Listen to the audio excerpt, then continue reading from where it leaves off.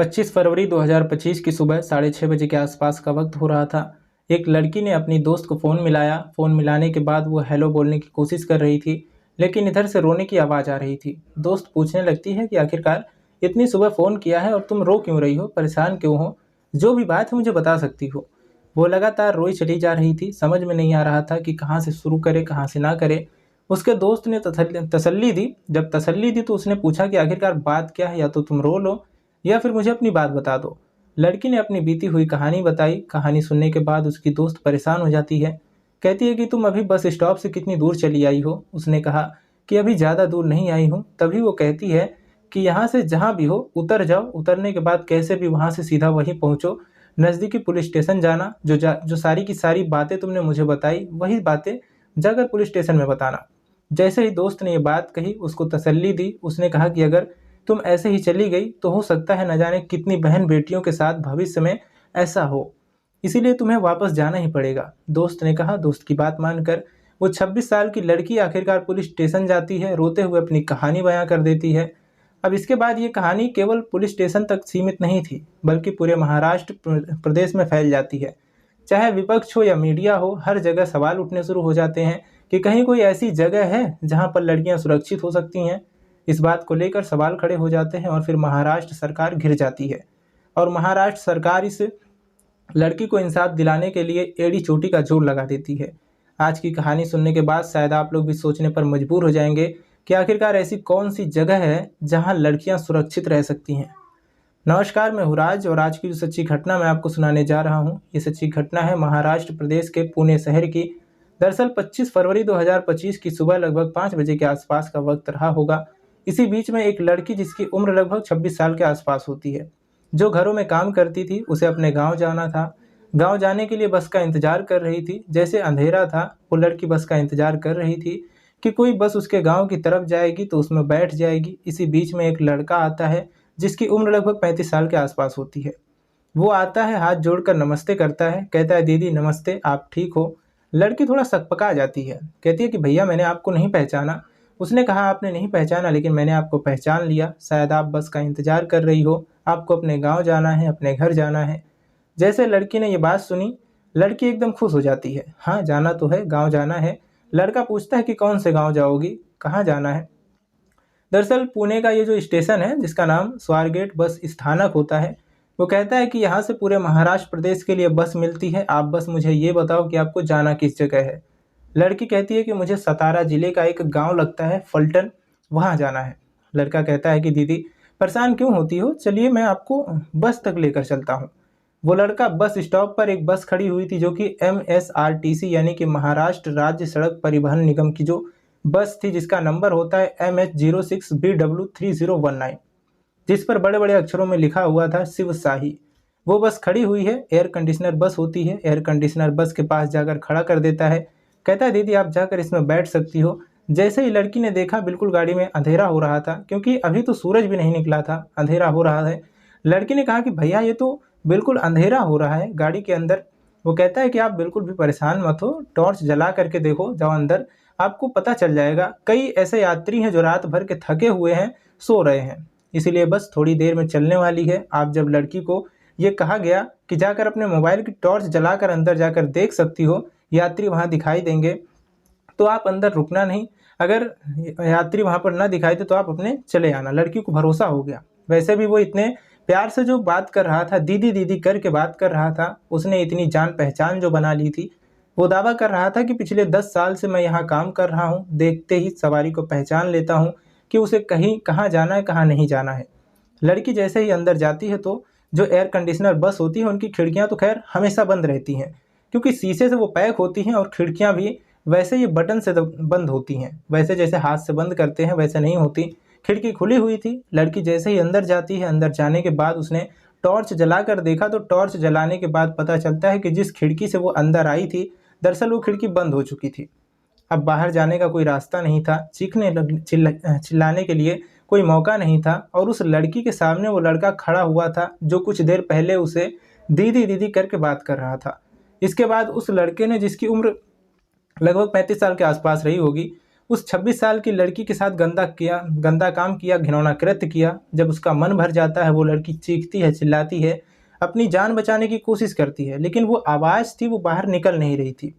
लड़की समझ नहीं पा रही थी कि आखिरकार बात क्या है।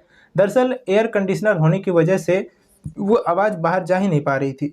हालांकि थोड़ी थोड़ी चहलकदमी भी होने लगती है, आसपास बसें भी इक्का दुक्का खड़ी होती हैं, लोग भी यहाँ से आ रहे हैं, जा रहे हैं। उसके बाद जब वो आरोपी, वो दरिंदा, वो हैवान जब इस लड़की के साथ गंदा काम करके आराम से वहाँ से निकल जाता है, भाग जाता है, वो लड़की अपने कपड़ों को समेटती है। समझ नहीं पा रही थी कि आखिरकार करूँ तो क्या करूँ। यहाँ से घर जाने के लिए वो सुबह सुबह खड़ी हुई थी और उसके साथ रेप जैसी घटना हो जाती है।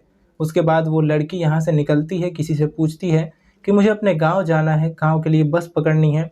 लेकिन जो भी उसके साथ अभी हुआ है, जो उसके साथ बीता है, जो परेशानी उसने महसूस की है, वो बहुत अपने आप में बहुत ही जो है विचलित कर देने वाली है। अब वो सोचती है कहाँ जाऊँ, क्या करूँ, क्या ना करूँ। तब उसने अपनी एक खास दोस्त को फ़ोन लगाती है। खास दोस्त जो उससे कहती है कि मेरे साथ एक घटना हुई है। उसकी दोस्त कहती है जो कुछ भी हुआ उसे भूलने की कोशिश मत करना, बल्कि पुलिस स्टेशन जाना, एफआईआर दर्ज कराना।